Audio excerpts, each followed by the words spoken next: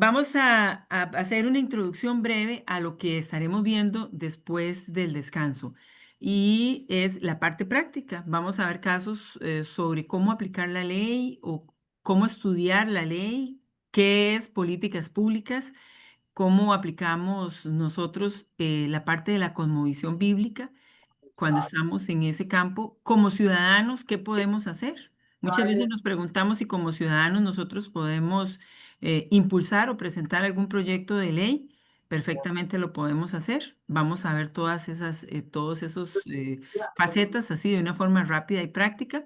También vamos a estar evaluando conceptos de donde podemos definir esta ley cumple con principios bíblicos o no cumple con principios bíblicos, cómo hacer un análisis así rápidamente sobre una ley, puntos que es necesario que nosotros como creyentes planteemos, porque hoy día no puede que no estemos en la esfera propiamente de la política, como tal, en el sentido de ocupar un puesto en un plan de gobierno específico o en un gabinete de gobierno específico o en una diputación o siendo un juez tal vez o siendo algo así, pero que sí políticamente como ciudadanos nos involucramos en las defensas de vida, de familia, de libertades como muchos de nosotros aquí.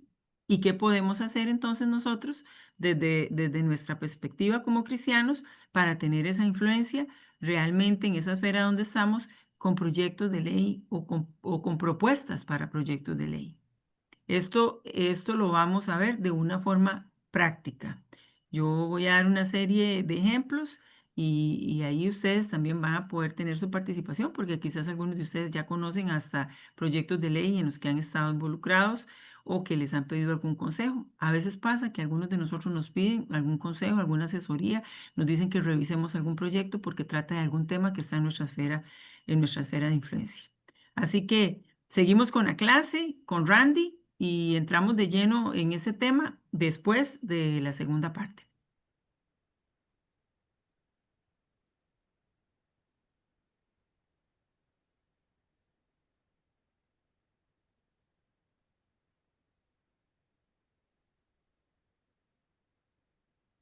Reclame la grabación, Randy. Y ya lo reclamé. Ok, perfecto. Disculpe, hermanos. Cuando empezamos, mi batería estaba llena, pero se gastó muy rápido. Tengo que cuidarlo. Esta computadora ya es vieja. Ok, ¿pueden ver el PowerPoint y me escuchan bien? Sí, señor, sí, señor. Ok, entonces estaba diciendo que la iglesia también es antinomio y parte de la prueba es que no estudiamos las fiestas porque creemos que es para Israel, no para la iglesia. Ahora vamos a entrar al tema de Torah o de ley y vamos a ver algunas definiciones. Uno secular que dice la ley es una definición común, es una definición común del diccionario, define la ley como costumbre que amarra o prácticas de una comunidad, una regla de conducta o acción prescrita o formalmente reconocida como vinculante o una autoridad que hace cumplir la ley. Luego podemos ver la definición de la Real Academia, regla fija a la que está sometiendo un fenómeno de la naturaleza.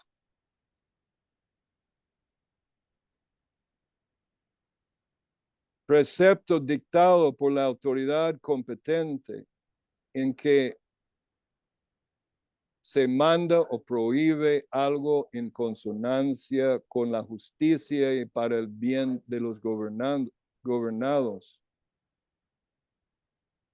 En el régimen constitucional, disposición votada por las Cortes y sancionada por el jefe del Estado. Esa es una definición muy secular de la Real Academia y finalmente religión, culto a la divinidad, la ley de los maometanos. Qué curioso que desde un país cristiano sí mencionan la ley de los maometanos, pero no mencionan la ley bíblica. Eso muestra la típica antinomianismo de la Iglesia Católica, o tenemos el mismo problema de la Iglesia evangélica. Es terrible. Y seguimos. Al decir autoridad que hace cumplir la ley, hace surgir la cuestión de las raíces religiosas de la ley. ¿Quién o qué es el Dios del sistema legal? ¿El hombre, el Estado o el Dios de la Biblia? Al definir la ley secularmente, da evidencia que el Dios detrás del sistema no es el Dios de la Biblia, es el hombre o el Estado. La ley es la expresión codificada de la moral religiosa de un pueblo. Toma nota de esto porque los diputados cristianos no entienden esto. Ellos creen que como legisladores se pueden legislar secularmente. Imposible. Siempre se hace legislación desde sus presuposiciones religiosas y desde el Dios del sistema. Algún Dios está detrás de la moral y la moral siempre es religiosa y la ley siempre es religiosa. Ley es siempre religiosa en el fondo. No caen en el engaño. Y es por esta razón que hemos perdido fuerza para proclamar la ley de Dios, porque creemos que puede haber una ley neutral, una ley que sale algo menos religioso. Falso. Las cortes de ley sirven para el arreglo de disputas, demandas y crímenes que son violaciones y transgresiones de las premisas religiosas de la sociedad, pueblo o nación. Sea marxista, sea maoísta, sea islámico, sea hindú, sea animista o sea cristiana, la ley siempre manifiesta la ética y moral de un pueblo. Ley también se define como la voluntad del poder del soberano. Pero ¿quién es el soberano? ¿Es el soberano el Estado? ¿O es como dijo John Adams cuando algunos estados en Estados Unidos estaban proclamando que eran estados soberanos? Él dijo, ¿desde cuándo en Estados Unidos un estado es soberano? Porque aquí tenemos un solo soberano y se llama Dios. Qué interesante. John Adams, como buen cristiano protestante, habló según las presuposiciones religiosas y bíblicas que hemos olvidado como cristianos protestantes y evangélicos. ¿Cuáles son las fuentes de mi lectura de Torah y la ley bíblica desde una perspectiva cristiana? Bueno, se puede notar aquí que en la Biblia solo hay 613 leyes bíblicas resumidas en el Nuevo Testamento, perdón. No, eso es en el Antiguo Testamento. Y es la ley real de la libertad, amor a Dios y al prójimo, no es del Nuevo Testamento. Son 613 leyes en el Antiguo Testamento. Aquí son mis fuentes y aquí podemos conseguir ya gratuitamente en PDF la institución de la ley bíblica, una de las mejores obras sobre la ley desde la perspectiva puritana protestante por un erudito casi sin igual, John Rushdoony. Tengo el libro también, La Ley Bíblica por H.B. Clark, también un tratado grueso y muy bueno. Sigue los institutos de la ley bíblica porque son 3 tomos. Yo tengo las 3 tomos de Rushdoony. Recomiendo para los que leen inglés, no ha sido traducido, La Misión de Dios por el doctor Joe Booth, que estuvo con nosotros en el mes, creo que era, cuando era de junio. Y Dios, la justicia y la sociedad por el gran erudito, creo que de Cambridge o de Oxford, Jonathan Burnside, tiene varios libros desde una perspectiva cristiana como erudito de la ley y la legalidad desde la Biblia. Pero esto se data hace los reformadores, y en la época de la reforma, después de los reformadores, Dios levantó un hombre que se llamaba Samuel Rutherford, que escribió una obra muy importante que se llamaba Lex Rex. Y él estaba disputando sobre la ley y el príncipe, aquí dice en inglés. ¿Quién es Rex? ¿La ley o es que el rey es Lex? ¿Es el rey la ley o es la ley el rey? Su obra se llamaba Lex Rex, la ley es rey. Y él disputaba con los príncipes sobre quién es la fuente de la ley. La fuente de la ley revela el Dios de la ley de un pueblo. Hay que examinar la fuente de la ley para entender el verdadero Dios del sistema de un pueblo.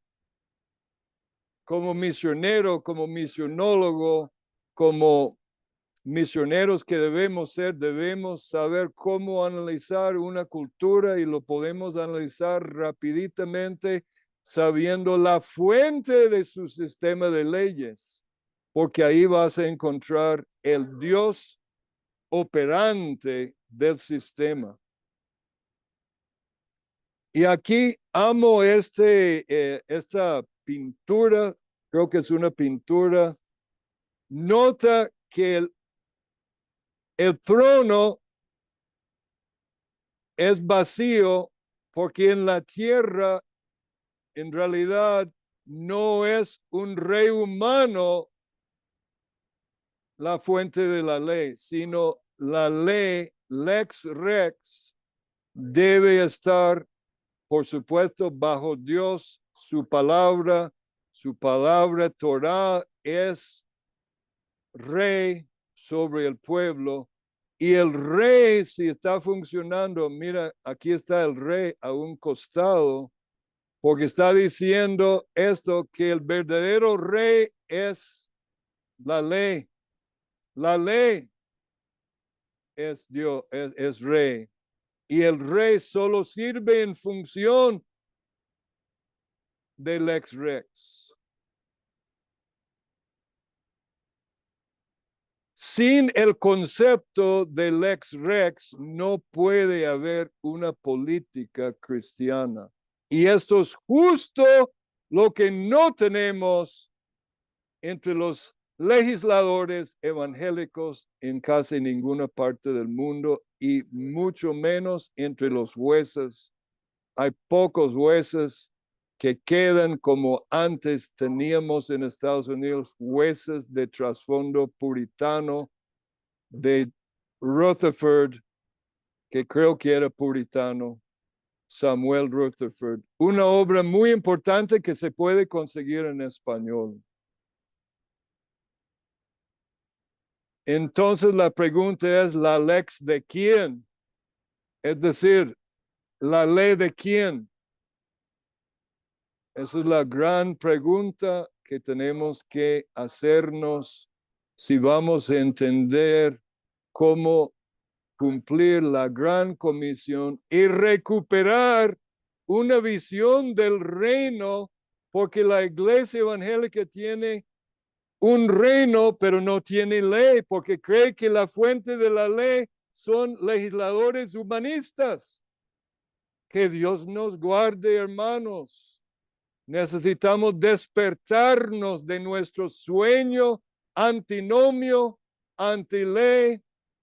Yo, hermanos, disculpe, yo sé que algunos podría yo estar asustándolos, porque yo decía cuando Dios me dio por un empresario muy sabio, me regaló todos los libros de Rushduni o los libros más importantes, y yo tenía miedo de estos libros, porque creía que esto era legalismo, porque a mí me habían formado mal. Y yo siendo misionero en Costa Rica, todavía mi mente no estaba formada en la ley de Dios. ¿Y qué dice Salmo 1? Que debemos meditar, ¿qué? De día y noche en la ley de Dios. Entonces examinamos un poco sobre la fuente de la ley en una sociedad que es el Dios o su Dios de pequeña o sus dioses, el origen y fuente de la ley. Me gusta mucho este trasfondo de Moisés recibiendo del dedo de Dios. Moisés no recibe la ley, es Dios que da la ley y Moisés recibe la ley que da Dios. No es Moisés que da la ley, sino Dios da la ley y Moisés recibe de Dios la ley. Entonces, aquí hay unos principios sobre el legislador. ¿Son los legisladores los que nos dan la ley? ¿O son los legisladores de un país cristiano quienes administran la ley fundamental de Dios que es dado en los 10 mandamientos? Cuando el Dios bíblico dio los 10 mandamientos, prohibió la adoración de otros dioses. El primer mandamiento, Éxodo 23 y Deuteronomio 5:7. Los judíos llaman estas palabras las 10 devarim, las 10 palabras. Al prohibir otros dioses, prohibió otras leyes. Ahí sí tenemos un problema. La ley humanista es por lo tanto idolatría. El Estado moderno es por excelencia idólatra. Por eso yo llamo el Estado moderno, es una especie de Dagón. En un país como cristiano o Canadá o Estados Unidos, lo que tenemos es un sincretismo entre Dagón, la ley pagana, humanista, y la ley bíblica. Somos sincretistas como fue Israel, el reino del norte en Israel que fue sincretista.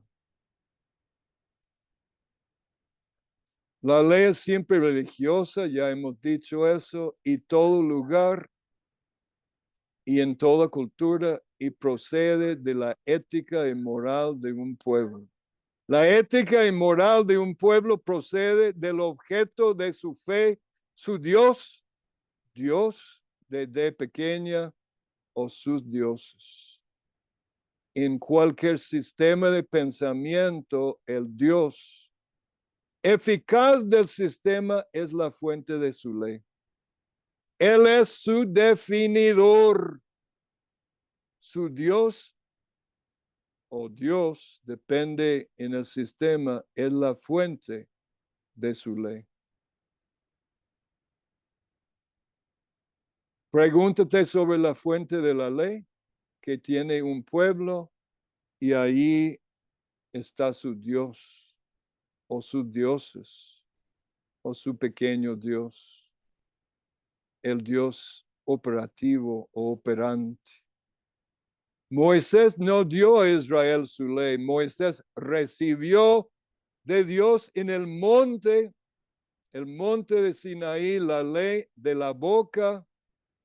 Dicen los judíos en el Talmud que se escuchaba en las voces de trompeta ese día 70 voces. Claro, había 70 voces, porque la ley, cuando sale con 70 voces, Dios estaba indicando a Israel que es la ley, la Torá, no solo de Israel, sino de Pantataetne, todas las naciones. Y eso es lo que la iglesia no ha comprendido hasta la fecha. Y fue escrito por el dedo de Dios, Éxodo 31, 18, Devarim, las palabras de Dios. Sin este Dios de Sinaí, el hombre y el Estado jugarían ser Dios. Cuando la iglesia y el Estado abandona Dios como legislador de la moral, alguien tiene que jugar el rol de Dios, y no es en balde que Hegel dice, el filósofo Hegel dice, que el Estado moderno es Dios caminando sobre la tierra y el único Dios con que debemos tratar. Qué horrible, un Dagón, un ídolo. Y la iglesia da validez a este ídolo cuando no entiende los principios del gobierno por la ley, la Torá de Dios, toda la Biblia. Todo orden social descansa sobre un credo, sobre un concepto de vida y ley, y representa la religión en acción. ¿Da vida? ¿Qué clase de vida? Bueno, una vida que da muerte, una vida que da vida, vida eterna, y vigoriza una nación. Da ley, da religión. La religión es la expresión de la fe básica de un pueblo y su amor y servicio al objeto de esta fe. Cultura es religión externalizada. Bantil dijo que la religión de un pueblo llega a expresarse en su cultura, y los cristianos no pueden quedarse contentos con nada menos que la organización cristiana de toda la sociedad. ¿Cuándo vamos a aprender? Los pastores no lo entienden. La ley refleja lo que los hombres creen que es el bien y el mal en todas las culturas. Si la fuente de la ley es el Estado llega a ser un Moloch, un Dagón, el Estado, o un Dagón, o Dagón es Dios, el Dios de Hegel. Como Juan 19:15 revela hasta en Israel, fuera, fuera, crucifícalo, gritaron ellos. He de crucificar a tu rey, les dijo Pilato. Los principales sacerdotes respondieron, no tenemos más rey que César. César era lex, porque los judíos tampoco entendían lex rex. Negaron Torá cuando dijeron, no tenemos más rey que César, y confesaron que eran idólatras. Ahora veamos Islam. Nota el trasfondo de las mujeres cubierta con el hijab. Bueno, eso es más que hijab, ese es el otro de tipo Afganistán. Bueno, en Afganistán ni puede ver los ojos, tienen como una red. Islam, Allah y su profeta, ley La burka. Perdón. Sharia, que proviene del ángel Gabriel que le dijo supuestamente a Muhammad, Ikra, Muhammad, Ikra, recite. El estado de un no cristiano sujeto a la ley Sharia es dhimmi, y su estado de este cristiano es dhimmitud. Una nación sujeto a la ley Sharia es una nación dhimmi, es decir, cristianos en un país que están sujetos a la ley Sharia son dhimmis y viven en el estado de dhimmitud, que quiere decir sometidos. El musulmán cree que su ley es la ley para Estados Unidos. Están proclamando ya en Michigan, en Minnesota, en Nueva York, que vamos a gobernar todo Estados Unidos con ley Sharia. Ya en Reino Unido también lo están haciendo. Los hindúes, ¿qué es el principio aquí? La fuente de la ley determina, la fe de un pueblo y su moral determina su ley, y su ley va de acuerdo con su religión. Eso es ineludible, mis amados hermanos, y en el hinduismo, hasta Wikipedia es claro, el término derecho hindú se refiere al sistema de derecho que trata sobre temas como el matrimonio, la adopción, la herencia, etcétera, y es aplicado de manera personal a los adherentes a la religión hinduista dentro del territorio en la India. Modi Ji, el presidente de India, está tratando de rechazar la cristianización y volver a la ley hindú. En consiguiente, el derecho hindú moderno forma parte del derecho del Estado de la India. Entonces, lo que India tiene es la ley común inglés mezclado más y más por un avivamiento hinduista, porque eventualmente alguna cosmovisión tiene que ganar, y la cosmovisión que gana será la cosmovisión cuya ley India va a seguir. India está todavía como en medio de dos sistemas por su historia bajo los ingleses por muchos años. Bueno, y luego llegamos al budismo.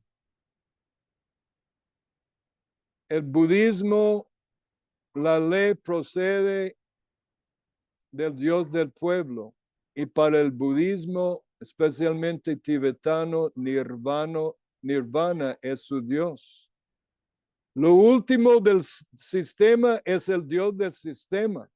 Cuando la población local razona desde la perspectiva del budismo, el sistema legal puede verse significativamente afectado.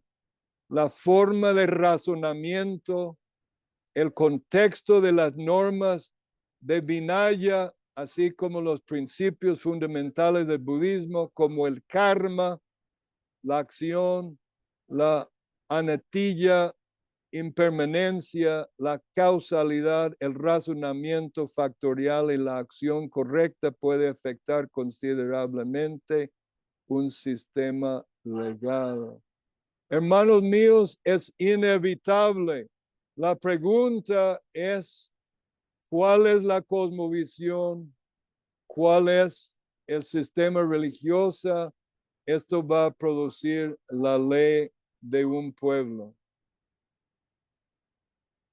El budismo ha sido una fuerza social significativa en la configuración de las actitudes culturales hacia el derecho y el sistema legal en muchos países asiáticos que no son estados budistas. Entonces, hermanos, tenemos que entender estos principios porque la religión, la moral de un pueblo determina su ley. El cristianismo ha sido engañado por el secularismo humanista, creyendo que podemos tener un sincretismo entre cristianismo y la ley humanista. Y es muy triste ver la ignorancia de muchos de nuestros pastores y líderes en términos de la aplicación bíblica de la ley sobre una nación cristiana. Luego podemos hablar de la ley animista, la ley talmúdica, la corte. Si la corte es la fuente de la ley de tu país, las cortes son divinos. Los reyes, algunos se consideraban la voz de Dios en la tierra. Los reyes, los césares se divinizaron. Vamos a terminar este sector con esto, porque me gusta este dibujo, porque comprueba bíblicamente en el monte Sinaí. Ustedes ven en la cumbre, ahí está los rayos cayendo y Moisés va a recibir la ley.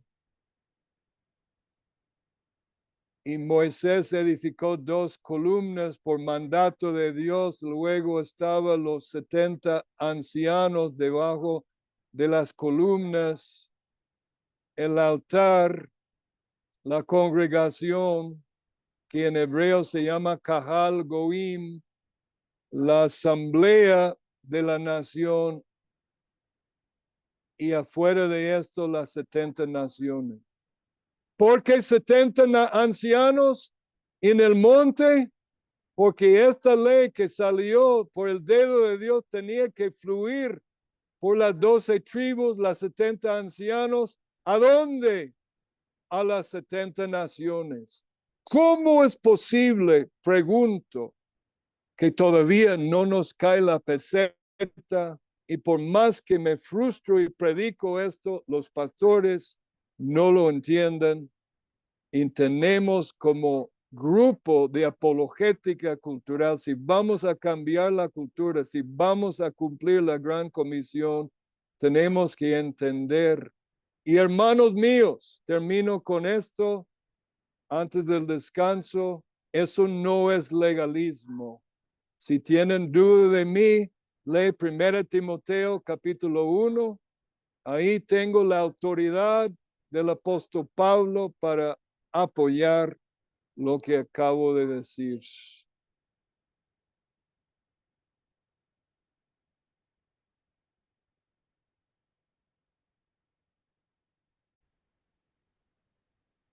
Ok.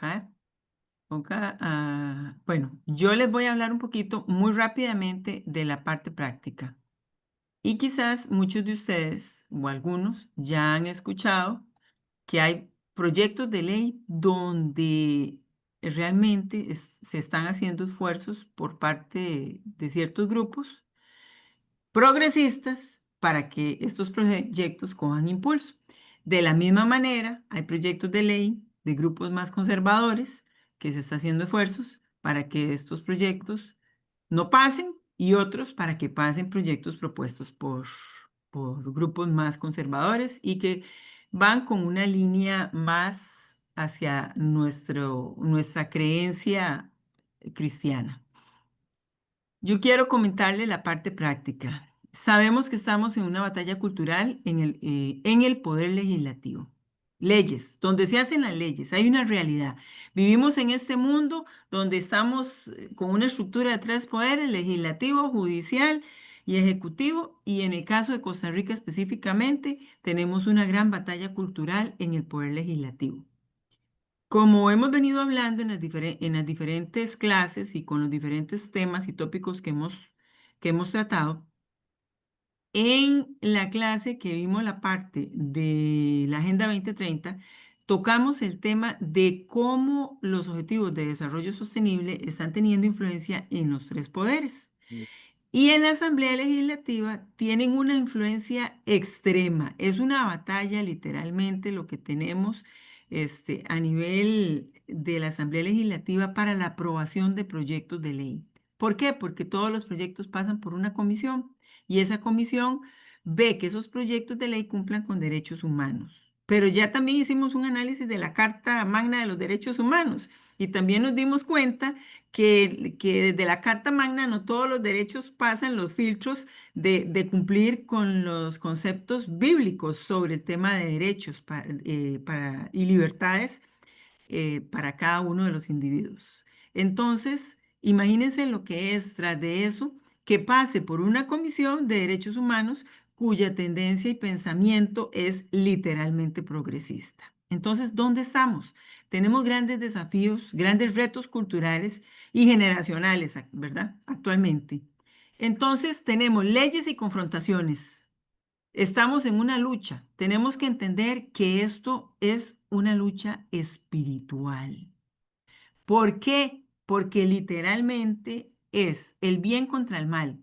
Quien quiere poner eh, leyes que van acorde con los pensamientos y el espíritu del anticristo, literalmente.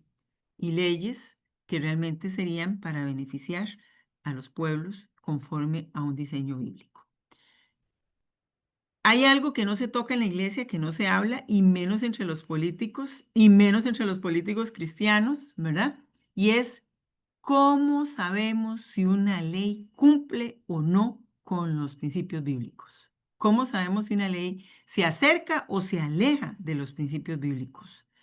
¿Verdad? Entonces, por ejemplo, vamos a ir rápidamente a ver algo que consideré era muy importante para tocar este punto, y esto tiene que ver con las políticas públicas. Vea, y no es casualidad que yo pusiera esa mano como si fuéramos títeres, literalmente todos haciendo lo que el gobierno quiere. Y entonces en políticas públicas, ¿qué se conoce como política pública? Bueno, la definición magistral, ¿verdad? Que se da en el mundo natural, en el mundo político, aquellos cursos de acción y flujos de información propositivos establecidos para responder un problema o un conjunto de problemas de interés público, que atañen ¿a qué? A la institucionalidad pública y por ende a las personas usuarias y operadoras del servicio. Cuando hablamos de políticas públicas, vamos a tocar temas de esferas. Se generan políticas públicas para salud, se generan políticas públicas para educación, se generan políticas públicas para cultura y arte, se generan políticas públicas para todo, mis estimados.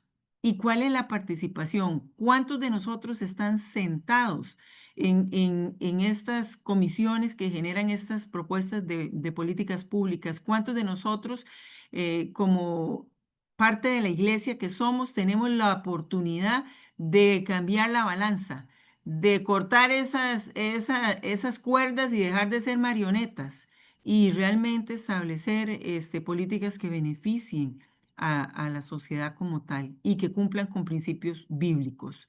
Bueno, no es la realidad de lo que nos sucede, no es la realidad de lo que nos acontece, pero sí tenemos oportunidad de estar en esas esferas.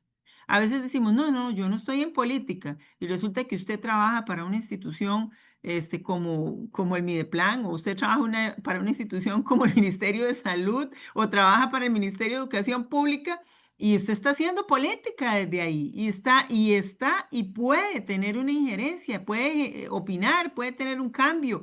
Quizás hasta en el puesto suyo le toca desarrollar investigación, ¿verdad? Entonces, toco este punto, ¿por qué?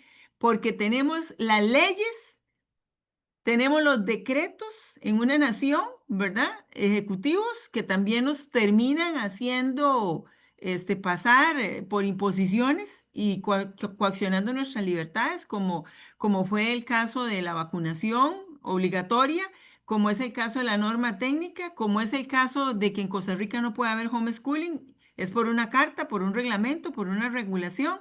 Entonces, ¿qué influencia estamos teniendo realmente nosotros como iglesia? Y yo les aseguro, todos ustedes son conscientes de esto. En todas esas esferas hay por lo menos uno o dos o tres cristianos sentados en donde se están tomando las decisiones, pero no sabemos cómo realmente llegar e impactar y pelear la batalla. Bueno, yo vuelvo a recordar este pasaje que vimos cuando estuvimos en la primera clase, que vimos la parte de cosmovisión bíblica, y vuelvo a recordar a Pedro 3, 10, 17. Una buena conciencia se necesita realmente que si vamos a llegar a puestos de esa influencia y todavía más los que aspiran a tener puestos en diputaciones o puestos en estratos o esferas altas de gobierno, ¿verdad? Tenemos que tener esa buena conciencia, porque el que quiere amar a la vida y ver buenos días, refrene su lengua del mal y sus labios no hablen engaño y apártense del mal y hagan el bien, busquen la paz y síganla. Miren, mis estimados, donde uno ve los escándalos que se dan en la Asamblea Legislativa actualmente, da pena ajena, da vergüenza de ver que lamentablemente se llaman los padres de la patria, se dicen los padres de la patria y déjenme decirles, dijo alguien por ahí, es mejor ser huérfano que ser padre de ese escándalo que se está dando hoy día en la Asamblea Legislativa. Pero bueno, dice que aquel que quiere amar la vida y ver buenos días, que refrene su lengua del mal, ¿verdad? Y que sus labios no hablen engaño, que se aparten del mal. Porque los ojos del Señor están sobre quién? Sobre los justos, y sus oídos atentos a sus oraciones. Pero el rostro del Señor está contra aquellos que hacen mal. ¿Y quién es aquel que podrá hacernos daño si vosotros seguís el bien? A veces hay mucho temor a hacer ese bien, pero nos toca pelear la batalla como pueblo de Dios, porque el que no dice lo que quiere, termina haciendo lo que no quiere. Más bien, si alguna cosa padecéis por causa de la justicia, bienaventurados sois. Por tanto, no os amedrentéis por temor a ellos ni os conturbéis, sino santificad a Dios el Señor en vuestros corazones y estad siempre preparados para presentar defensa con mansedumbre y reverencia ante todo el que os demande razón de la esperanza que hay en vosotros. O sea, nosotros tenemos la verdad. Nosotros tenemos la verdad que trae la libertad, tenemos a Jesucristo, conocemos y entendemos que el gobierno tiene que venir desde el posicionamiento de Dios sobre la nación. No hay otro gobierno más que pueda traer la libertad para una nación. Si una nación sin Dios es una nación oprimida, que será oprimida y será esclavizada. No podemos sacar a Dios de la fórmula. Teniendo buena conciencia, dice para que en lo que murmuran de vosotros como de malhechores sean avergonzados los que calumnian vuestra buena conducta en Cristo. O sea, no le temamos a las habladiduras. Tenemos que tener buena conciencia, tenemos que contener un corazón dispuesto, porque es la única forma que vamos a poder ver por qué algo no cumple con una ley bíblica, porque tenemos conocimiento de la verdad, de lo que la Escritura dice. Si no conocemos lo que la palabra nos habla referente a cómo se debe legislar, a quién es realmente de quién debe venir el gobierno, nosotros no vamos a tener una clara conciencia de cómo hacerlo. Dice, teniendo buena conciencia para que los que murmuran, lo cual quiere decir que van a hablar de nosotros, de vosotros, como de malhechores, sean avergonzados los que calumnian vuestra buena voluntad en Cristo. Porque mejor es que padezcáis haciendo el bien, si la voluntad de Dios así lo quiere, que haciendo el mal. Y bajo esto, porque nuestra lucha no es contra carne ni sangre, sino contra principados, ¿verdad? Entonces no debemos tener temor. ¿Qué estamos haciendo como iglesia para hacer influencia en las políticas públicas, en las diferentes esferas de influencia en la sociedad? ¿Qué estamos haciendo? Cuando vemos que hay políticas públicas que están llenas de ideología de género. Cuando vemos que hay políticas públicas que atentan más bien contra la salud en vez de favorecer la salud, como todo lo que hemos pasado y lo que se sigue pasando con todo el proceso de toda la vacunación del COVID y toda la serie de vacunas y de procesos que estamos utilizando, medicamentos que no están cumpliendo aún con las normas de seguridad a nivel internacional. Entonces, ¿qué estamos haciendo? ¿Qué estamos haciendo con la educación? Que la hemos llenado de ideología. Bueno, estamos muy bien, eliminamos un programa, ayudamos, trabajamos en unas comisiones, algunos de nosotros, como parte de la sociedad civil, como parte de las asociaciones y también como parte de la iglesia, y eliminamos un programa. Pero déjenme decirles, el decreto sigue vigente. En cualquier momento podrían volver a poner otro programa, otro gobierno, que no sea un gobierno que no crea en la parte ideológica. O sea, ganamos una parte, hicimos un avance y ganamos una parte. Y eso es bueno y lo celebro porque yo participé en eso y la compañera Fresi también participó en eso. Pero lo que les quiero decir es que no hemos terminado el trabajo. En realidad, si queremos sanear eso, tenemos que ir a la raíz. Y la raíz significa sacar el decreto. Y sacar el decreto significa pararse firme sobre la brecha contra los organismos internacionales y la Corte Interamericana de Derechos Humanos. Pero ¿cuál es el espíritu que tenemos? ¿Un espíritu de temor o un espíritu de valor y de poder? ¿Cuál es el espíritu que tenemos? ¿De temor y de cobardía?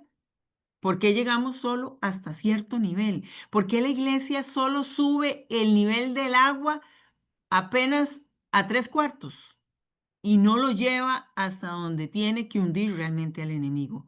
¿Qué estamos haciendo como iglesia y como sociedad? Bueno, tenemos que tener en cuenta que nosotros tenemos ataques y batallas éticas en medio de todo esto, ¿verdad? Y voy a citar aquí algunos proyecticos rápidamente. ¿Alguno de ustedes, levánteme la mano, todos han o alguno ha escuchado sobre el proyecto de ley de objeción de conciencia que pasó? ¿Hay alguno que sepa, que haya escuchado? Quiero ver las manos, a ver. Voy a dejar de compartir un momentito para ver quiénes de ustedes han escuchado del proyecto de ley que pasó de objeción de conciencia. ¿Quién de ustedes ha escuchado? ¿Conoce algo? Por lo menos sabe que pasó el proyecto, por lo menos sabe que hubo un proyecto con eso. Bueno, la profe Fresi. ¿Quién más? Bueno, vean Brandy también, vean qué importante este punto. Jennifer, ahí van tímidamente levantando las manos, pero van. Bueno, vean qué importante. El proyecto de objeción de conciencia fue presentado por el diputado Jonathan Prendas. Y él tuvo una inquietud en el corazón cuando teníamos todo el problema en el COVID, que se dio toda la situación de que se nos encerró en las casas, de que se nos obligó a vacunarnos, de que todos teníamos que salir de cierta hora a cierta hora, nada más todo esto. Y él empezó a inquietarse y empezó a inquietarse también con el tema de la norma técnica y la obligatoriedad de aplicar un aborto para aquellos médicos, enfermeros o enfermeras o personal del área de la salud que no quisiera hacerlo por sus valores, por sus principios, por sus convicciones, por sus creencias, por lo que fuera, pero era obligatorio hacerlo, iba a ser obligatorio hacerlo pasando la norma técnica. Entonces, ¿qué pasa? Había una necesidad, había un vacío y había una necesidad. Así se hacen las políticas públicas, así se hacen las leyes y así se hacen los decretos. Así se regulan las leyes en un país. Y ese vacío significaba que había que rápidamente, ahora que todavía se podía, y en ese momento que la Asamblea había una mayoría de diputados que se podía conseguir un voto que hiciera factible, posible que este proyecto pasara, había que blindar para cada uno de aquellos de nosotros, los que estamos aquí, que nos puede tocar el ejercicio en cualquier momento, ¿verdad? De la aplicación de algo que nosotros no estemos de acuerdo en hacer, de acuerdo a nuestros valores y nuestros principios. Y así nace ese proyecto y ese proyecto fue ya aceptado y está en su proceso ya de implementación. De hecho, la norma técnica contempla a los objetores de conciencia. La norma técnica actual, el decreto ejecutivo que actualmente hay, contempla ya a los objetores de conciencia. Claro, discrimina la posibilidad de que pueda literalmente un objetor de conciencia hacer una recomendación. También tiene su tema mal planteado, la norma técnica como tal, ¿verdad? Pero aún así protege la posibilidad de que se vea obligado el personal a hacer algo que no corresponde. Y con la objeción de conciencia tenemos que tener un montón de cosas más en consideración. Libertad de expresión también. Nos entra el tema de la libertad de expresión. Hoy día nosotros estamos conectados con mucha facilidad, hablamos temas con cierta libertad de fe, de religión, ¿verdad? De creencias. Hablamos en las escuelas, en los colegios y en áreas públicas. Se celebra el Día de la Biblia en un parque y todavía hay acceso a hacerlo y a poder evangelizar, pero hay muchos países que no lo tienen. Y nosotros, si seguimos con esa agenda que tenemos, donde todo se está aceptando con toda la limitación de libertades, vamos a terminar ahí, ¿verdad? Entonces, estos proyectos fueron impulsados, este proyecto fue impulsado con ese fin. Tenemos otros proyectos, hay otros proyectos más, y vuelvo otra vez para planteárselos, ¿verdad? Para presentarlos ahí. Por ejemplo, la ley de reconocimiento de identidades trans, de género no binario, diverso, y ahí vuelvo a hacer. ¿Alguno de ustedes ha escuchado de esta ley? Esta no ha pasado, pero ha escuchado de que lo han promovido. Yo sé que la profe Fresi y el Randy, mi persona, que estuvimos ahí, el profe Humberto, Gerardo, todos estuvimos ahí en una presentación que hicimos. Y con esto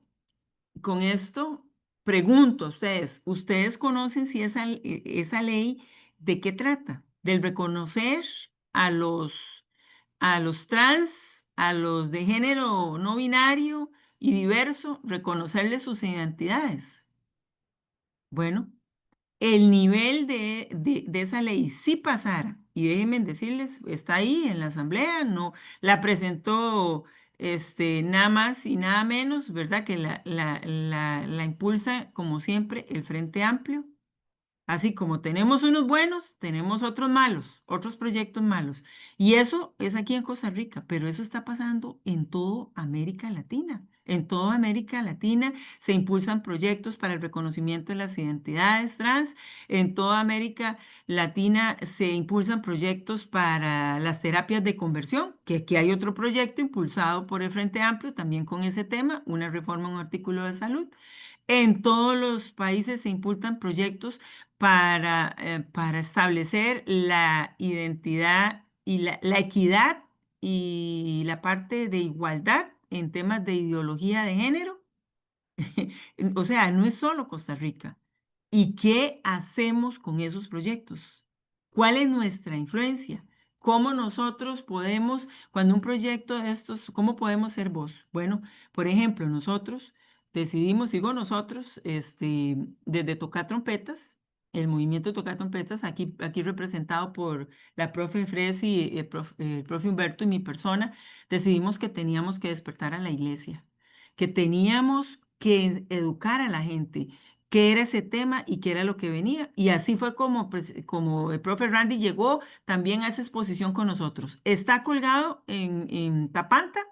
Ahí el profe Randy lo puso. Si ustedes quieren oír toda la participación de lo que hicimos, llamamos a la gente, convocamos profesionales, estuvo el doctor Fernando Zamora, Randy, mi persona, estuvo Mariano, que también tiene mucha experiencia en la parte de sexología, estuvo Gerard Bogantes, estuvimos varios en la exposición y discutimos, pero desmenuzamos el proyecto y justificamos por qué causa, o sea, cuáles eran las causas constitucionales de derechos humanos, bíblicas, desde todas las perspectivas, desde la sexualidad, desde todas las perspectivas, y demostramos cómo era un proyecto totalmente pésimo, terrible, nefasto para Costa Rica. Eso no es nada, no nos quedamos ahí. Lo grabamos, lo hicimos llegar a magistrados de la Corte, lo hicimos llegar a gente de influencia en el país, a políticos, diputados. Mandamos una carta a todos los diputados de, de la nación en ese momento.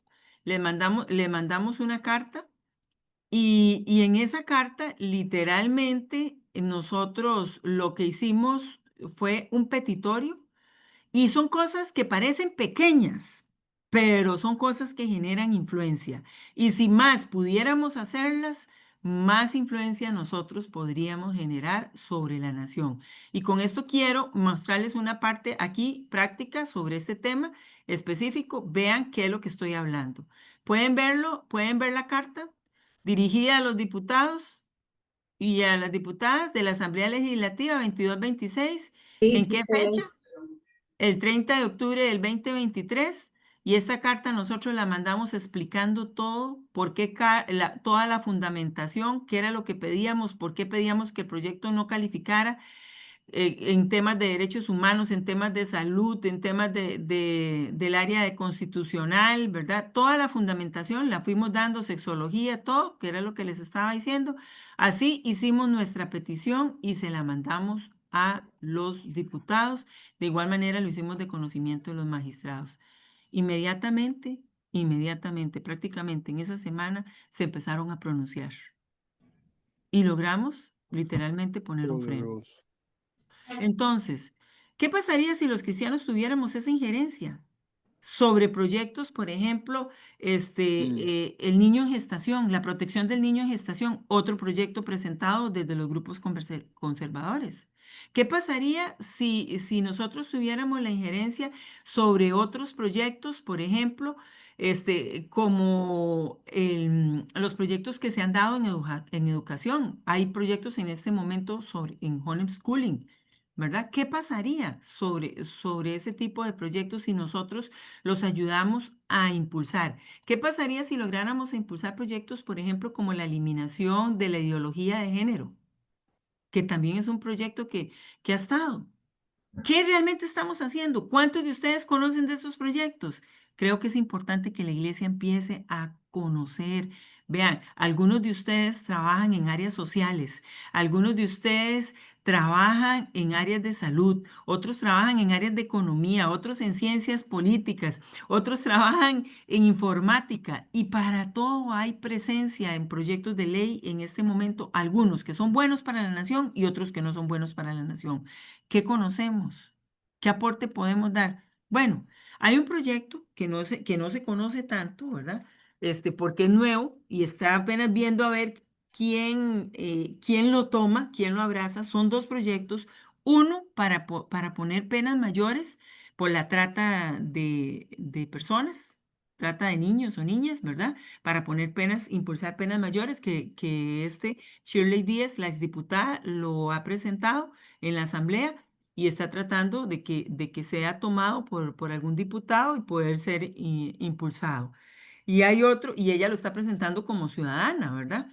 Hay otro que es el caso de la ley de consentimiento informado para la aplicación de procedimientos clínicos y las implicaciones para la salud humana.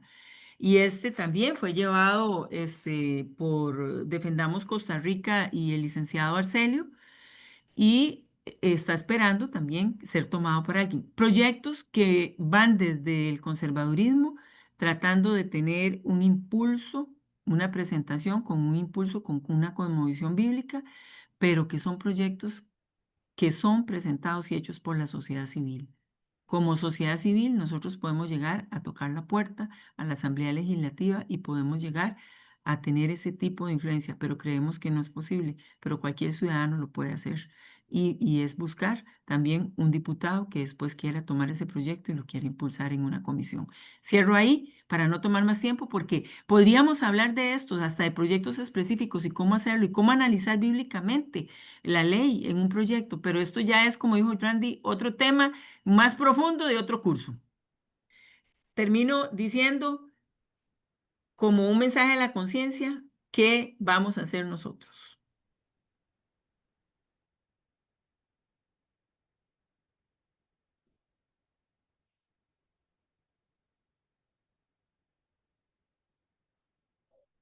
Muy buena, profesora Eliana, muchísimas gracias. Sigamos porque este tema de ley es muy interesante, muy importante y demanda mucho trabajo de nuestra parte.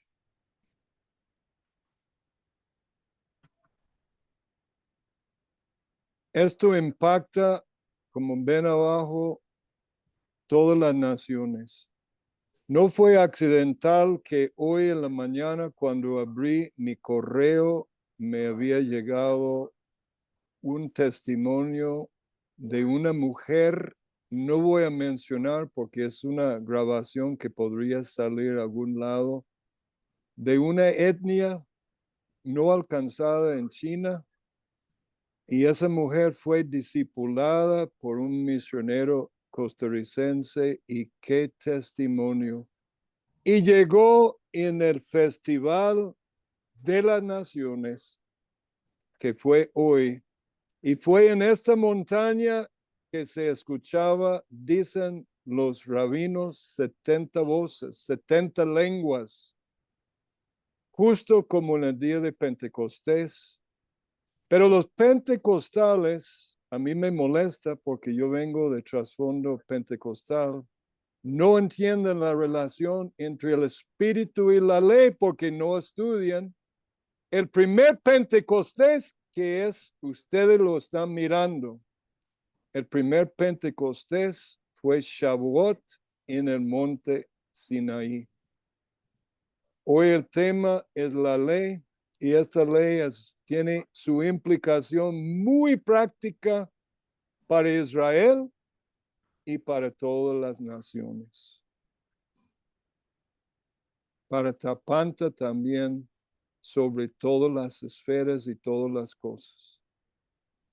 Tuve la dicha, yo no sé si esto compartí con ustedes, pero cuando fui a Suiza, fui a buscar en la antigua Corte Suprema de Suiza,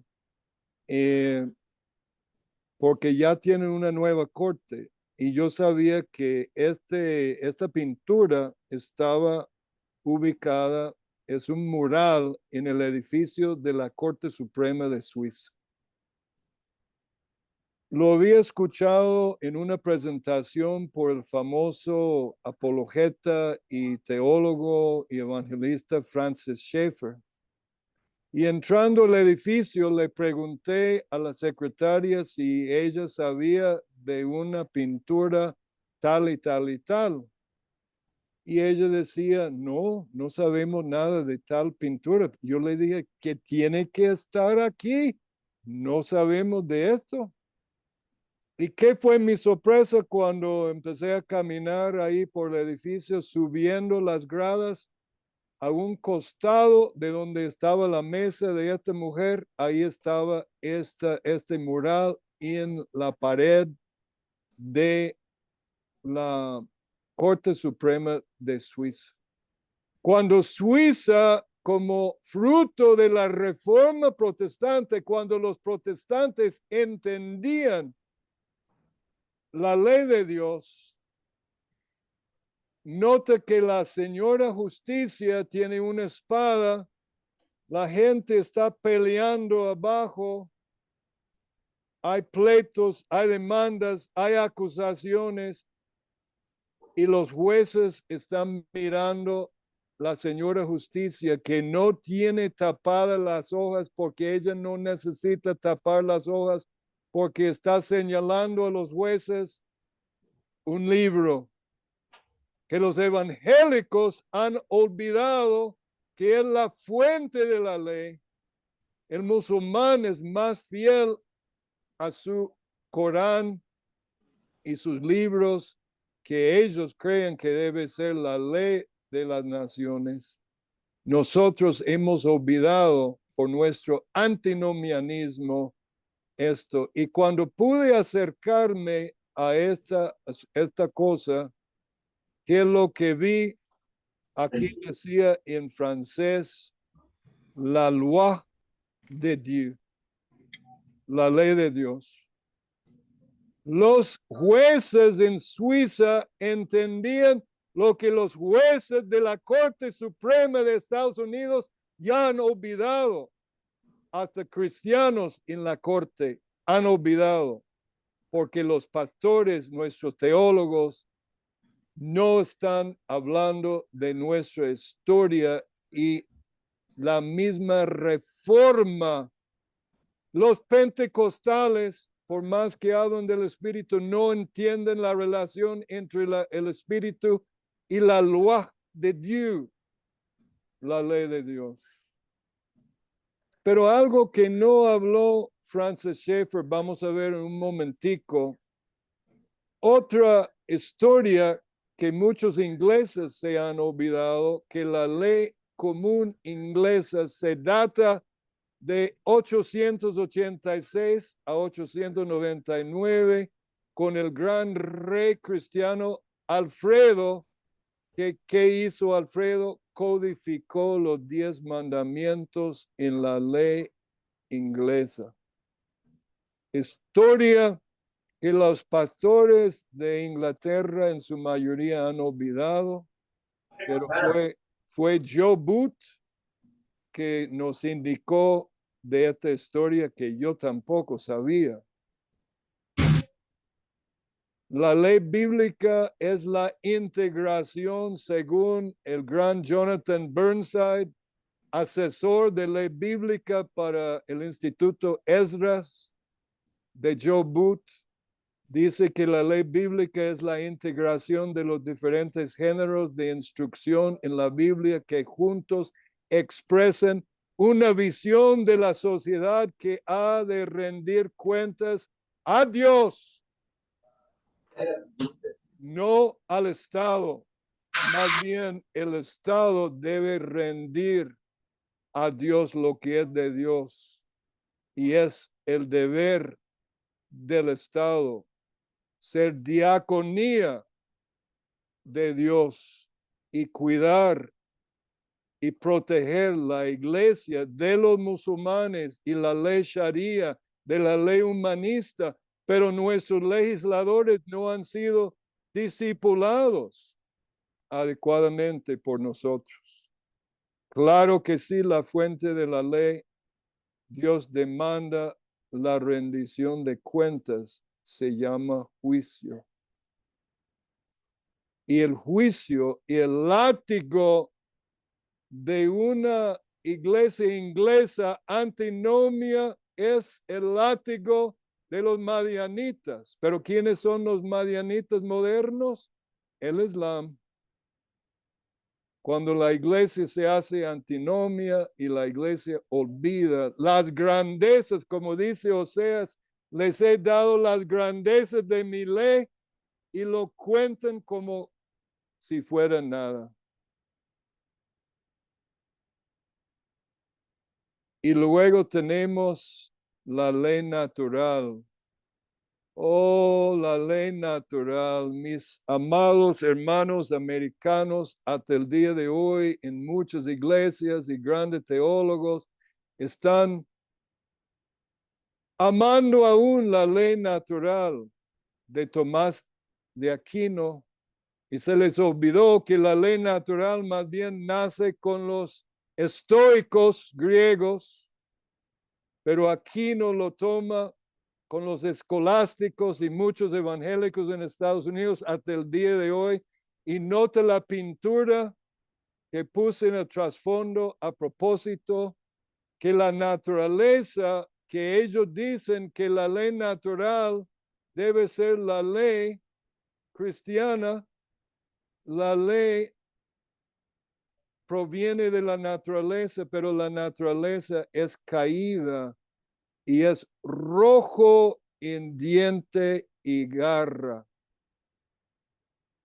La ley natural encuentra su origen en los filósofos estoicos después de la época de Alejandro Magno, y hasta el día de hoy siguen los americanos, amigos míos, y podrían mencionar nombres muy tristemente grandes teólogos, como yo sí voy a mencionar uno que ya murió, R.C. Sproul, un gran teólogo, lo respeto mucho, pero cometió este error de la ley natural. La naturaleza es caída y en su estado gime a uno por la manifestación de nosotros, hermanos, los huíos tonteos, los hijos de Dios. Gime porque está caída. ¿Cómo puede un mundo caído ser el estándar de ley? Justo con este estándar de la ley natural, el Marqués de Sade, de donde viene el sadismo, uno de los hombres más perversos que jamás ha existido, que todo crimen, decía él, robo, secuestro, homicidio, homosexualidad, bestialidad, todo es permitido porque son naturales. ¿Cuál ley de Dios, ley de la naturaleza? La ley natural. Gran error que sigue la iglesia protestante cometiendo hasta el día de hoy. No existe cuerpo alguno de la ley natural que los hombres están de acuerdo que es verdadero.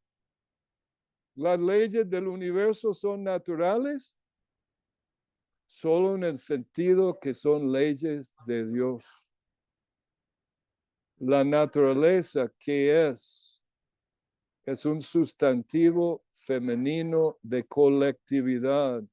El escape que usan los evangélicos de Estados Unidos es llamarla la ley de la naturaleza y el Dios de la naturaleza. Es una trama mortal que los humanistas han utilizado para comprobar que la homosexualidad está perfectamente bien porque es natural. No, la naturaleza está caída y no puede ser nuestro estándar de ley. La ley no proviene de la naturaleza, proviene de Torah. Hoy estamos celebrando Shimhat Torah, el gozo de la Torah. No tengamos vergüenza del Evangelio ni la ley de Dios, porque dice Pablo en 1 Timoteo 1 que la ley de Dios va de acuerdo con el Evangelio eterno de Dios. Exactamente bíblico es. Entonces, hasta el día de hoy, libro sobre la ley natural, una breve introducción y defensa bíblica de la ley natural. Y tuve grandes apologetas y autores en mi casa aquí y yo peleando con ellos sobre el tema de la ley natural. Uno muy conocido internacionalmente, no voy a mencionar su nombre, lo respeto mucho. Es, en mi opinión, sumamente patético que el Islam cuenta con su ley Sharia que ellos dicen que proviene de Allah. Y los cristianos no tenemos lo que tenemos es el Estado moderno y su ley humanista o la naturaleza caída y las teorías de la ley natural. Qué triste, hermanos, cómo hay trabajo que hacer y necesitamos leer. Cada uno de ustedes deben, como pastores, como líderes, leer por lo menos tomo 1 de Rushduni, que tenemos en español, que habla de los 10 mandamientos y cómo se relacionan los 10 mandamientos a la ley de las naciones. Y aquí vamos hablando, no voy a seguir más con la ley natural por falta de tiempo. Trump habla mucho de hacer Estados Unidos grande otra vez. Solo hay una forma de hacer una nación grande y grande otra vez.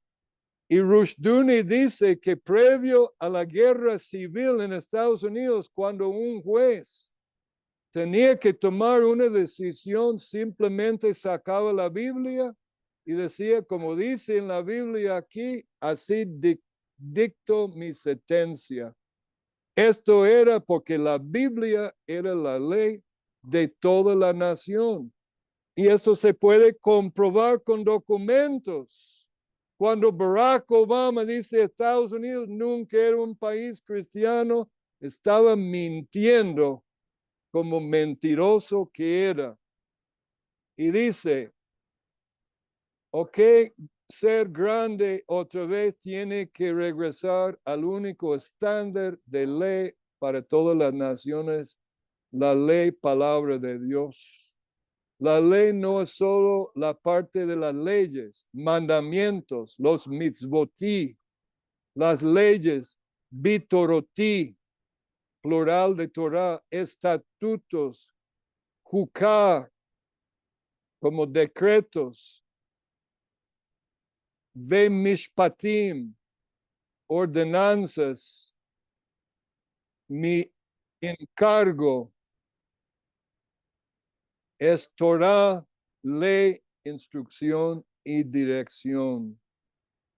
Deuteronomio 4, 7 al 9 dice, porque qué nación grande, Gadol, hay que tengo un Dios tan cerca a ella como está el Señor nuestro Dios siempre que lo invocamos. O qué nación grande hay que tenga estatutos y decretos tan justos como todo esta Torah que estamos estudiando. ¿Por qué tenemos vergüenza, hermanos míos? Tenemos que discipular a los líderes de esta nación sobre esta gran Torah que es la ley de naciones y comprobarles que están equivocados, que la ley de Costa Rica ha de ser la Biblia, no el humanismo. Ahora quiero terminar en los minutos que tenemos. Hay una palabra que muchos tienen miedo. Se llama teonomía. No sé si usted ha escuchado de la palabra teonomía. En realidad, la opción que tenemos es teonomía o autonomía. Ambas palabras tienen la palabra nomía, que viene de nomos, ley, o es teo, la ley de Dios, teonomía, o autonomía, la ley auto del corazón del hombre, sea del Estado o sea del hombre singular.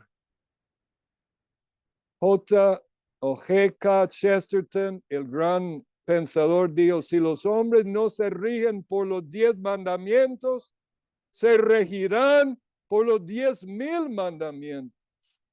Y Estados Unidos, en esta presentación, hoy no tenemos tiempo para mostrarlo.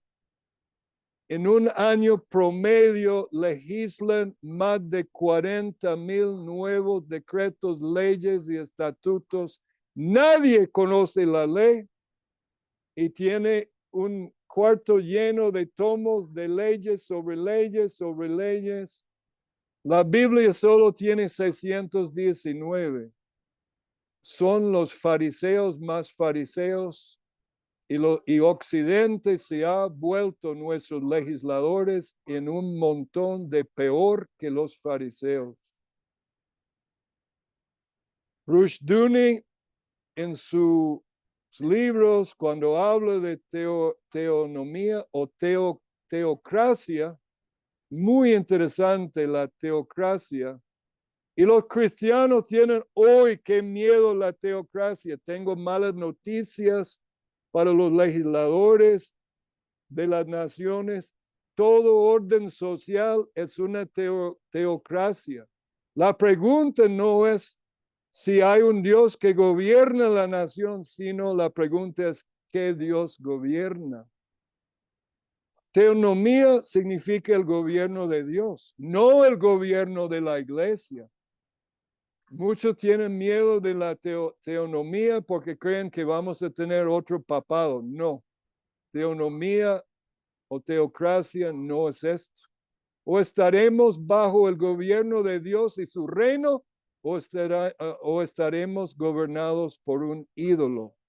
Teocracia es ineludible, dice Rushdoony como concepto.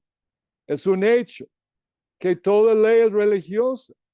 Toda ley es fundamentada sobre algún estándar último de moral y ética, y este valor último es el Dios del sistema. Es decir, toda nación es teocrática. Y eso es la parte de la apologética sobre la ley que tenemos que entender. No hemos entendido esto y ni mucho menos nuestros diputados evangélicos lo entiendan. La fuente de la ley de una sociedad es el Dios de la sociedad. Esto significa que la teocracia es inescapable. Todas las sociedades son teocráticas. La diferencia es que una sociedad que no es explícitamente cristiana es una teocracia de un Dios falso, es decir, es una sociedad idólatra, como lo que vivimos en todo Occidente, en casi el mundo entero. Toda cosmovisión o fe religiosa es totalizante. Tenemos miedo de las sociedades totalitarios. Bueno, la pregunta es, ¿cuál Dios va a ser total? Yo opto no por la iglesia, no. Una eclesiocracia, como habló Gerardo el otro día, no. Una teonomía o una teocracia bajo Dios. Es la diferencia y hay que explicar esto y no tenemos mucho tiempo para hacerlo. Voy terminando con esos dos versículos. Isaías 48, 18. Si tan solo hubieras atendido mis mitzvot, mis mandamientos, entonces habría sido tu paz como un río. El deleite de las naciones hoy y su júbilo por la paz no va a ser duradero. Me temo. ¿Por qué? Porque no han atendido aún los mandamientos de Dios. Ni Trump ni su grupo, aunque ya confiesan la fe cristiana, todavía no entienden los principios que ustedes ya entienden. Isaías 66, 12, porque así dice el Señor, yo extiendo hacia ella paz como un río. El mundo quiere la paz. No va a haber nunca paz hasta que Jesús y su ley, su Torah gobierna las naciones. Y la gloria de las naciones, hoy fue la celebración del séptimo día de Sukkot, que es la fiesta de gloria como torrente desbordado. Hoy pudimos gustar un poco del espíritu de Sukkot. Pero me temo que los fundamentos todavía no están adecuadamente colocados para que esto sea una paz muy duradera. Y ustedes mamarán, dice, y serán llevados sobre la cadera y acariciados sobre las rodillas. Un día yo estaba mirando, y termino con esto porque creo que es muy importante. Estaba con mi esposa mirando en CNN Cristiana Amanpour hablando de los guerreros de Dios. Y ella tenía un rabino un pastor cristiano, un imam islámico. Creo que había dos tipos de pastores de diferentes rangos, un rabino y un imam. Y estaba ella entrevistando los tres o cuatro y lo estaban discutiendo. Y yo pude ver cómo ella se exaltaba sobre los tres, sobre el judaísmo, sobre el cristianismo, sobre el islam. Y me vino una revelación. Se le olvidó, Cristiana Amanpour, hay una cuarta religión, la peor de todas. Es la tuya, cristiana. Se llama el humanismo secular. Como dice este libro, Matando para Dios, un análisis del conflicto de las religiones abrahámicos. Creo que es un libro no cristiano. Entonces saqué mi libro sobre la historia de los mártires a ver quiénes eran los verdaderos guerreros de Dios. Hice un análisis de las fees abrahámicas, el judaísmo, el cristianismo, el islam, y aquí está el dibujo. Y donde hay punticos grandes, significa martirios de más de 100,000 cristianos. ¿En cuál siglo hay más martirios que en todos los siglos? El siglo más rojo de sangre cristiana de todos los siglos combinados y sumados fue el siglo XX. Ahora vamos a ver quiénes los mataron. Aquí está el libro de Gil Elliot, el libro de los muertos del siglo XX. Yo lo tengo en mi biblioteca, fue un gran despertar para mí. Y aquí están los datos y termino con esto. Queremos la paz. Solo hay un camino de paz, dice la escritura, es Torah, la Biblia. Los mártires cristianos del siglo XX contra todos los demás del año 33 después de Cristo hasta 1899. Aquí están 69,420,000 aproximadamente mártires de todos los siglos hasta el año 2000,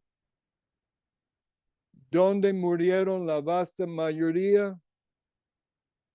Siglo XX rojo. ¿Y quiénes mataron más cristianos? ¿Acaso la Iglesia Católica? En toda la historia, la Iglesia Católica, como perseguidor de protestantes y otros, mató como 5 millones. Un zancudo. El Islam solo mató 9 millones de cristianos hasta el año 2000. Pero ¿quiénes fueron los más rojos de dientes y garras? El humanismo del Estado. 55,571,000,000 de personas. Y el peor de todo esto, el ateísmo, 31 millones. Estos datos vienen del libro de David Barrett, lo tengo en mi biblioteca. Entonces, ¿cuál queremos? ¿Cuál teocracia queremos? ¿El gobierno de Dios, de la loi de Dieu, o Dagón y los ídolos de las naciones? Con esto termino porque ya se fue el tiempo.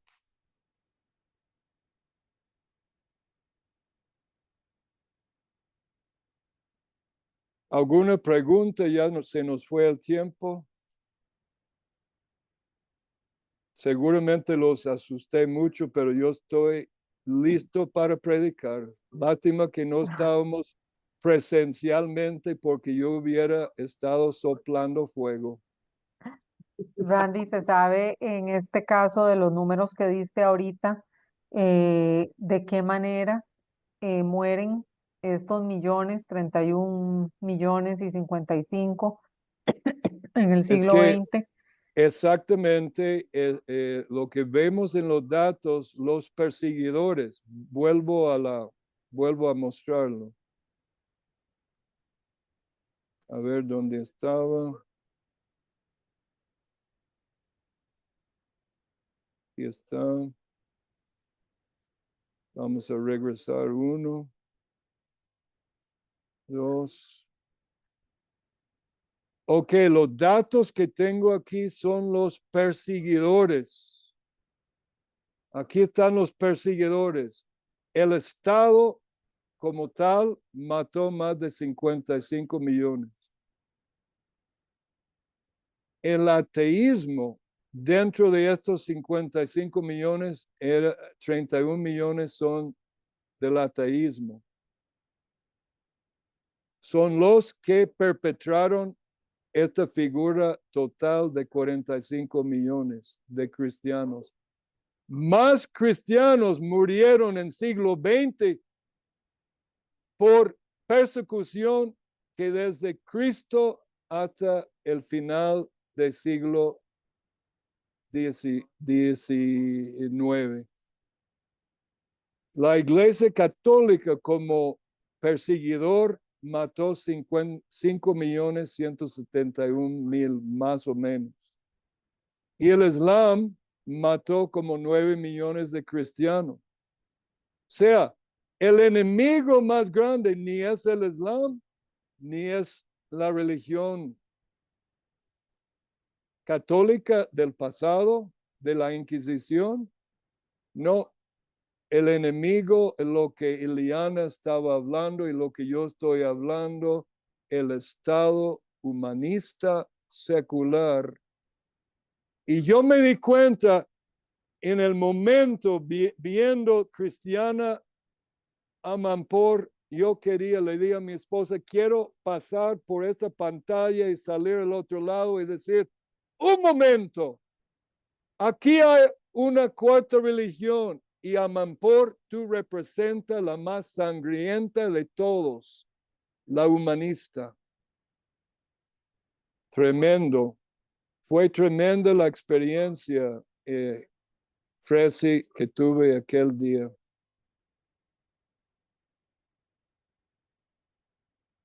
Y ahora pienso también en todo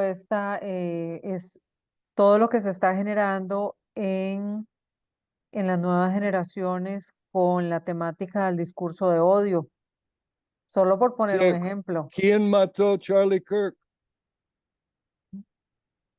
El humanismo ateo, el humanismo radical. Ujú. Y todo lo que se está gestando. Exactamente. Hermanos, la iglesia Ujú. necesita despertarse porque no entendemos el enemigo con quien estamos tratando. Yo me di cuenta en esos días las raíces comunistas de todo lo que está detrás de BLM en Estados Unidos, Antifa. Hay una red, una maraña de redes comunistas que se están uniendo con el Islam radical, que podrían hacer un atentado peor que 9/11 en cualquier momento. Debemos despertarnos y empezar a volver a la Torá de Dios, a la ley de Dios, que es, y repito, desde Génesis hasta Apocalipsis, es el libro, porque Torá significa instrucción, y el Torá, la Torá en el sentido amplio es la Biblia, es la ley de las naciones.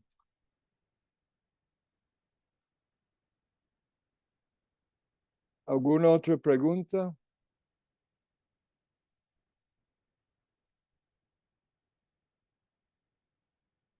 Veo que los tengo muy asustados.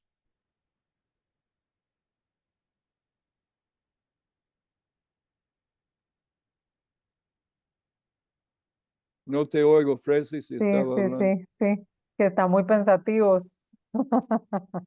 Yo siempre me quedo, hermanos, dándole pensamiento a cómo aterrizar las cosas, porque todo esto tiene, ¿verdad? Una practicidad que nosotros necesitamos discernir. Así En es. aquel momento, que de hecho ahí les puse los links para que ustedes puedan ver las conferencias que hicimos para aquel momento cuando presentamos el análisis del proyecto 23.809, que era el proyecto de las identidades trans y no binarios y demás, ¿verdad? Que estaba promoviendo el Frente Amplio.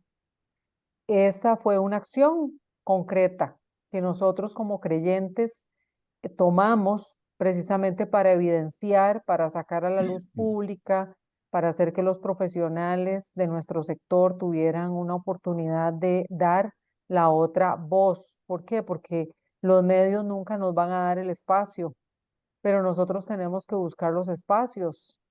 Amén. Invitamos a personas de diferentes sectores, tanto desde los magistrados, diputados, eh, gente del PANI, gente de la Defensoría de los Habitantes, y algunos vinieron, otros no vinieron, pero al menos supieron que como sociedad civil estamos actuando, que estamos conscientes, que estamos observando. Ese Amén. podríamos decir que es un rango de acción, pero yo pienso en otros rangos de acción. ¿Dónde están nuestras propuestas? Por ejemplo, que es algo de lo que Iliana estaba mencionando hace un rato. Como ciudadanos estamos en posibilidad de presentar proyectos. Sería muy importante que nosotros en algún momento podamos ver cómo se pueden hacer, de cuál es el procedimiento que hay que seguir, Ujú. porque yo no dudo que acá hay gente muy brillante que tiene en mente ideas que con el conocimiento de las escrituras el Señor le va a traer a revelación inquietudes, necesidades de cosas que observamos, porque es maravilloso cómo cuando ustedes están en el campo, sea en el campo pastoral, sea en el campo misionero, sea en el campo profesional, hay partes de esa realidad que observamos, ¿cierto? Y que decimos, aquí hay algo que se puede hacer, o sea, lo que están planteando es totalmente descabellado. Eso que se está diciendo no tiene, ¿verdad? Ni pies ni cabeza. Entonces, es Eso. donde generamos propuestas. Y cuando hacemos alianzas entre nosotros, ¿qué hicimos para esa ocasión? Bueno, juntamos personas, ¿verdad? La doctora Sadie Morgan como médica de Médicos por la Vida, la doctora Iliana con su conocimiento en derechos humanos, Randy con todo su conocimiento en teología, etcétera, etcétera, ¿verdad? Y ahí venían los demás. Incluso porque ese proyecto tenía implicaciones incluso en el área del derecho laboral, porque es un Mm. proyecto que privilegiaba a personas con esta orientación. Entonces, vean qué delicado, o sea, estaban comprometiéndonos a todos los demás miembros de la sociedad. Alguien podría decir, bueno, ¿verdad? ¿Qué tiene, verdad? Esas personas que son más light, ¿qué tiene, verdad? Que a esas personas se les permita obtener la identidad que quieren de acuerdo a cómo se perciben. A lo que llegamos como conclusión, y el doctor Fernando Zamora lo dejó muy claro, es privilegios, ¿verdad? Son privilegios que se están otorgando que no se le dan a ningún otro ciudadano y que se iban a obtener solo por el hecho de que yo me perciba diferente a lo que soy. Entonces, ¿cuál era el fondo de eso? ¿Verdad? Una gran injusticia, Locura. una gran injusticia sobre el resto de la estudiantes, niños que ya se estaban proponiendo que los niños mismos escogieran desde temprana edad. Imagínense, hay incluso chicos de menos de 12 años dándoles autoridad incluso a ellos sobre sus propios padres. Es tremendo, ¿verdad? Y eso la gente lo desconoce. Entonces, hermanos, bueno, quiero cerrar aquí, ¿verdad? Precisamente porque me gusta mucho llevar a lo práctico las cosas que aprendemos. de cómo nosotros como ciudadanos, como hijos de Dios, podemos accionar desde las diferentes formas, porque tal vez alguien podría decir, bueno, pero yo no estoy ahí en la Asamblea Legislativa, nosotros tampoco. Ninguno de los que estamos aquí, creo que solamente Andrés, ¿verdad? Pero aquí estamos, ¿verdad? Tenemos voz y desde el momento en que tenemos voz podemos alzarla. Amén. Hay una Bueno, mano alzada que es ahí está Gerardo. Ileana y está Gerardo. Ujú. Gerardo fue primero. Son las, nada más para que sepamos, son las 9:19, hermanos. Adelante, don Gerardo y la Primero profe las damas, Ileana. doña Eliana. Doctora Eliana, adelante. Ok, lo mío es rápido, basándome en lo que estaba diciendo Fresi, ¿verdad? Y cómo como sociedad podemos generar, pues, nuestra participación. Entonces, aquí quiero tocarles el tema del manifiesto que nosotros hoy día estamos impulsando, el manifiesto Vote por la Niñez, que está basado, enfocado estrictamente en la niñez y la adolescencia Ujú. y algunos de ustedes ya están participando con nosotros en este manifiesto, ¿verdad? Sus organizaciones ya han firmado, están siendo parte están haciendo política, aunque no quieran hacer política, ¿verdad? Pero porque así es como debe ser. Y estamos teniendo esa participación como una voz desde nuestras alternativas y nuestra alternativa es como sociedad. Y como sociedad somos el cuarto poder, el cuarto poder de la nación y el primero, ¿verdad? Porque como sociedad tenemos que pelear lo que nos corresponde. Y vamos viendo que qué es lo que estamos haciendo en ese manifiesto. Literalmente estamos pidiendo cambios en la misma política de la niñez y de la adolescencia. Estamos pidiendo cambios, Amén. haciendo influencia en esa área. Entonces, solo quería tocar ese tema, ¿verdad? Y la mayoría, prácticamente todos podríamos decirlo, de los que trabajamos en este manifiesto y los que estamos involucrados, somos gente que de una forma u otra somos cristianos, somos creyentes, nos congregamos en alguna congregación, tenemos nuestra práctica de fe y estamos presentando esta batalla. Solo que lo hacemos bajo una sombrilla, las organizaciones civiles. Se vale, ¿sí? El Señor dice Amén. que seamos astutos, ¿verdad? Y mansos, pero no mensos. Así que estamos siendo astutos con esa sombrilla que estamos usando.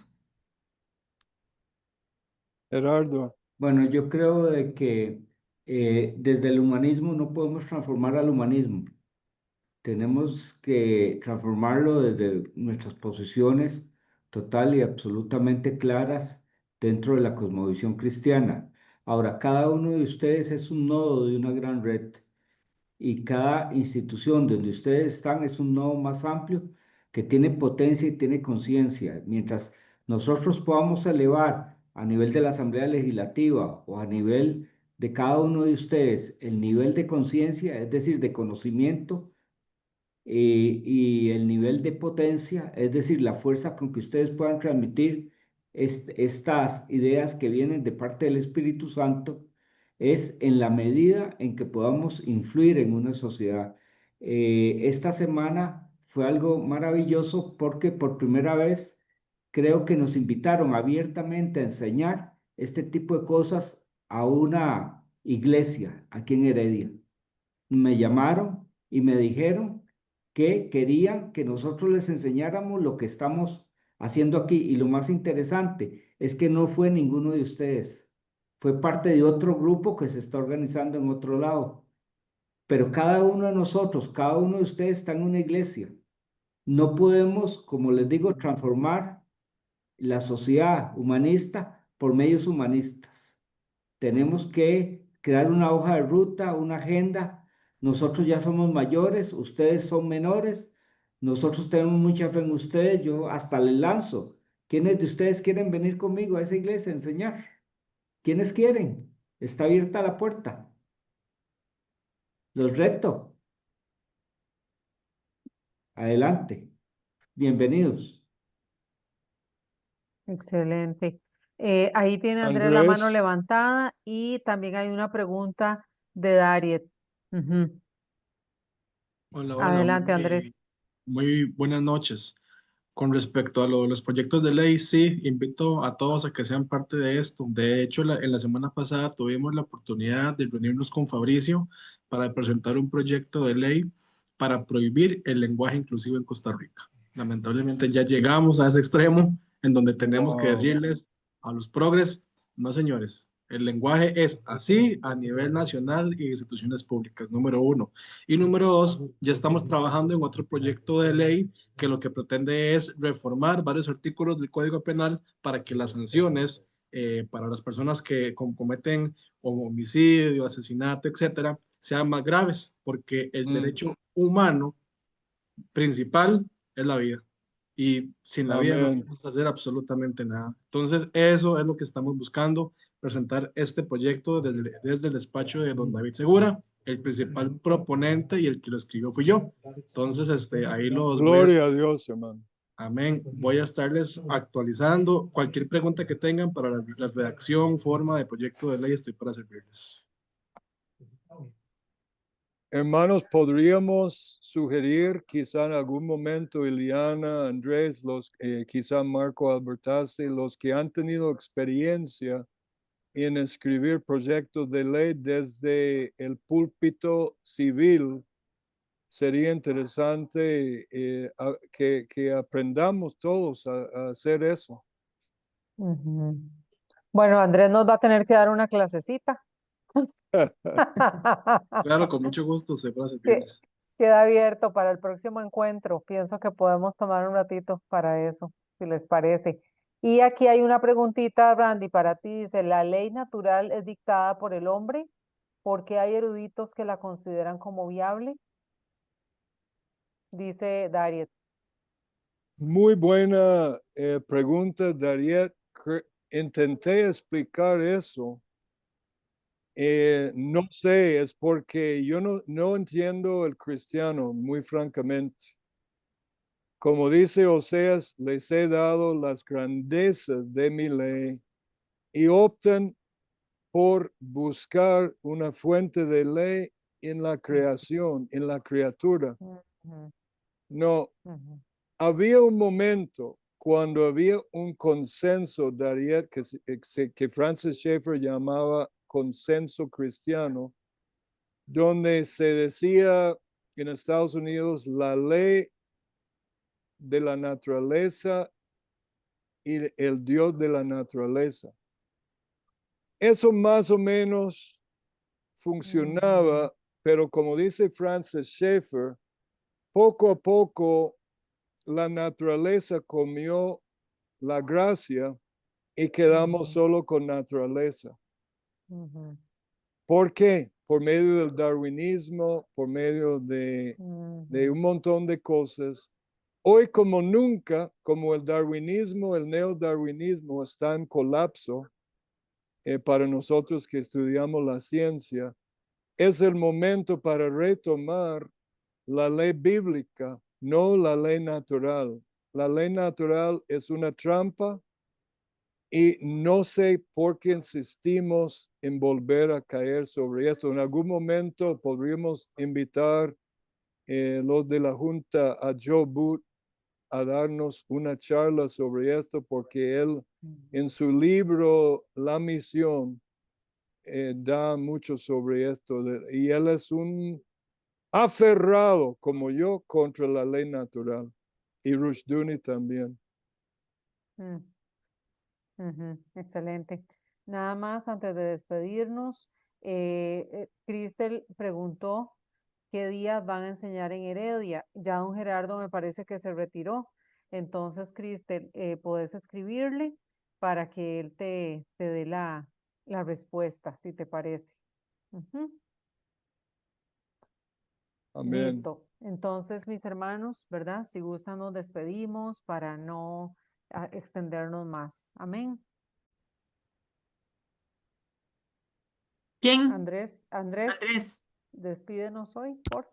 Claro, con mucho gusto. Sí, sí me escucha bien con los audífonos o no. Es Sí, que no. Ok, listo. Sí, Amado Dios, muchísimas gracias por esta noche, por la sabiduría que los profesores nos dan con cada día a dar esa batalla cultural que tanto es necesaria, Padre, principalmente defendiendo tus principios, lo que tú haces y que lo que ellos transmiten, Padre, es principalmente que nosotros seamos tus herramientas en ujú, este mundo que está siendo lamentablemente tomado por el humanismo, pero que es responsabilidad de nosotros predicar tu amor, predicar tus enseñanzas, predicar lo que Jesús vino a hacer amén, aquí en la tierra, que es ser defensor de la verdad. Y si el mismo Jesús fue perseguido por estas cosas, nosotros también seremos perseguidos. Sin embargo, Jesús siempre confió en el Padre y también nosotros confiamos en el Padre.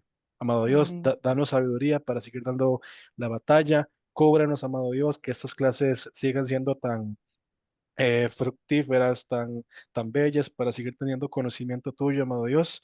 Y bendigo la vida de cada uno de estas personas. Cuídalos, que cada paso que den, amado Dios, se vea tu gigante mano, tu voluntad, tu amén. misericordia, tu precioso amor que es único, amado Dios. Y bendícelo a los profesores por su tiempo, por su sabiduría y por todo lo que nos han enseñado. En el nombre de Jesús. Amén. Amén. amén, amén. Que el Buenas Señor los noches, bendiga. bendiciones. Amén. Buenas